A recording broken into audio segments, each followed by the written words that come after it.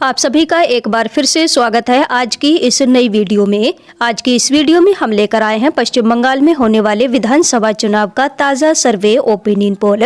बंगाल में इसी साल 2026 में विधानसभा के चुनाव होने हैं और यहां पर वर्तमान में टीएमसी की सरकार है जिसकी मुख्यमंत्री ममता बनर्जी हैं।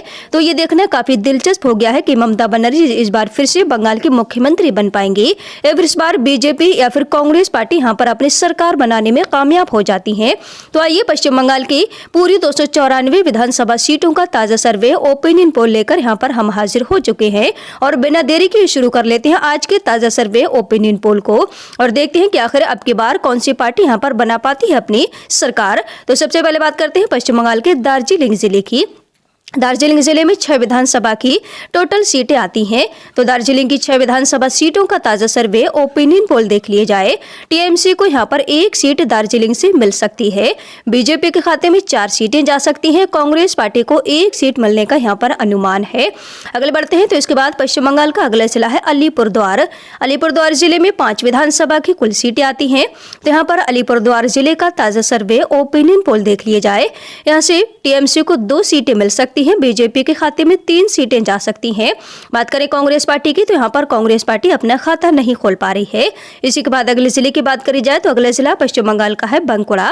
बांकुड़ा जिले में कुल 12 विधानसभा की सीटें आती हैं।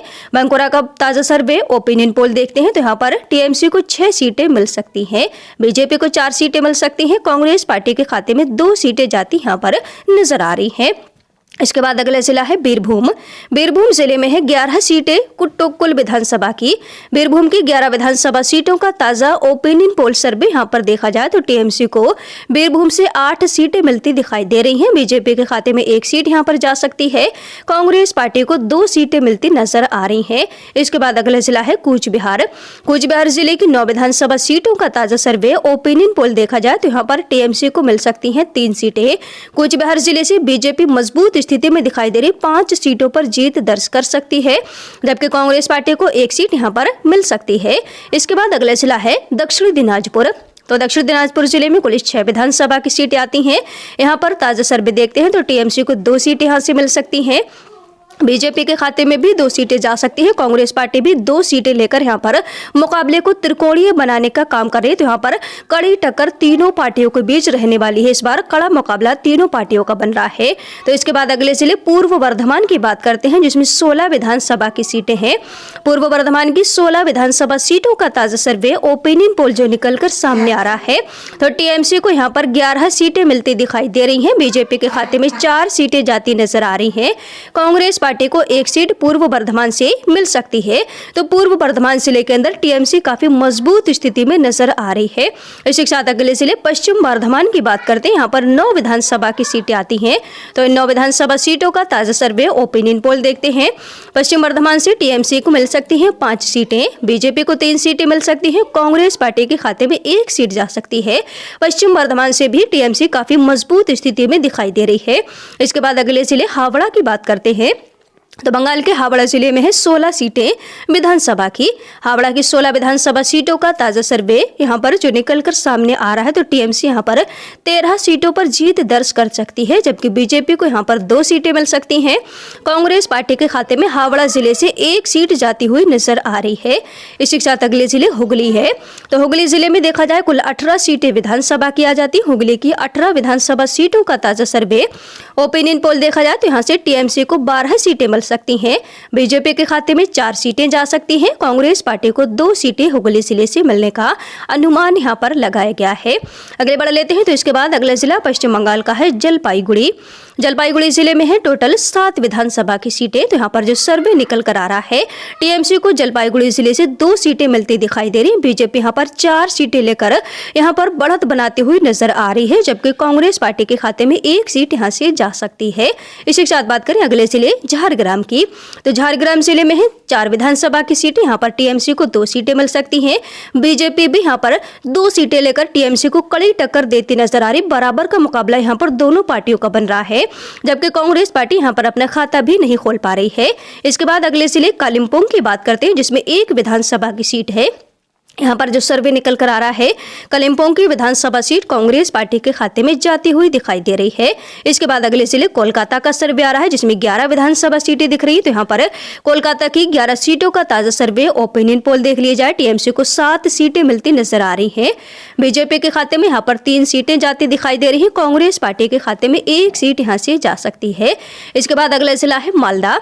मालदा जिले में 12 विधानसभा की सीटें आ जाती हैं, जिसमें टीएमसी को 5 सीटें मिल सकती हैं, बीजेपी को 2 सीटें मिल सकती हैं। कांग्रेस पार्टी भी यहाँ पर 5 सीटों पर अपना कब्जा जमा कर टीएमसी को कड़ी टक्कर देती हुई यहाँ पर नजर आ रही है।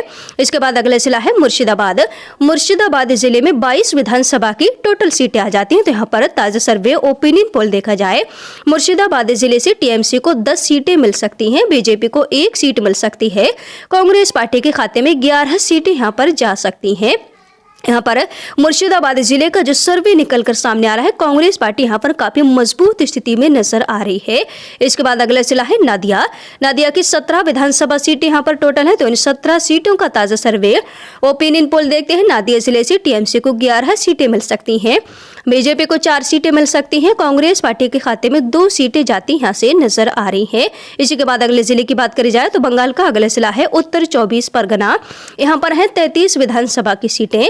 उत्तर 24 परगना से टीएमसी के खाते में 23 सीटें जा सकती हैं, बीजेपी को 7 सीटें मिल सकती हैं, कांग्रेस पार्टी के खाते में 3 सीटें यहाँ पर जा सकती है। उत्तर 24 परगना से टीएमसी काफी मजबूत स्थिति में नजर आ रही है। वही बात करें इसके बाद दक्षिण 24 परगना की, यहाँ पर 31 विधानसभा की टोटल सीटें हैं।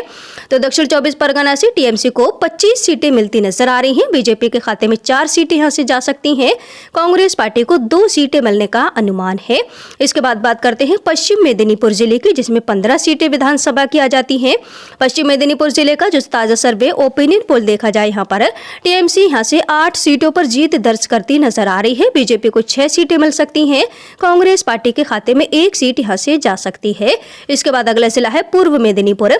तो पूर्व मेदिनीपुर जिले में 16 विधानसभा की टोटल सीटें आ जाती हैं। पूर्व मेदिनीपुर से टीएमसी को 6 सीटें मिल सकती हैं, बीजेपी को 9 सीटें मिल सकती हैं, कांग्रेस पार्टी के खाते में 1 सीट जा सकती है।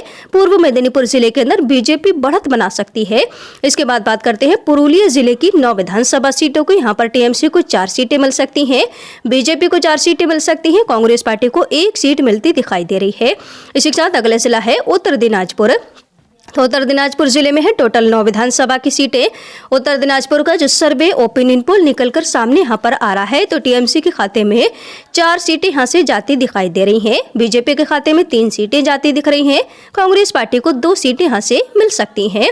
तो यह है पश्चिम बंगाल की 294 विधानसभा सीटों का ताजा सर्वे ओपिनियन पोल, जिसमें टीएमसी के खाते में 170 सीटें जाती दिखाई दे रही हैं, बीजेपी को यहाँ पर 81 सीटें मिलती नजर आ रही हैं, कांग्रेस पार्टी के खाते में 43 सीटें जाती दिखाई दे रही है। तो आप देख सकते हैं कि यहाँ पर जो सर्वे निकलकर सामने आ रहा है, यहाँ पर 148 सीटों का बहुमत का आंकड़ा है। तो टीएमसी इस बार फिर से अपनी पूर्ण बहुमत की सरकार यहाँ पर बनाती हुई नजर आ रही है।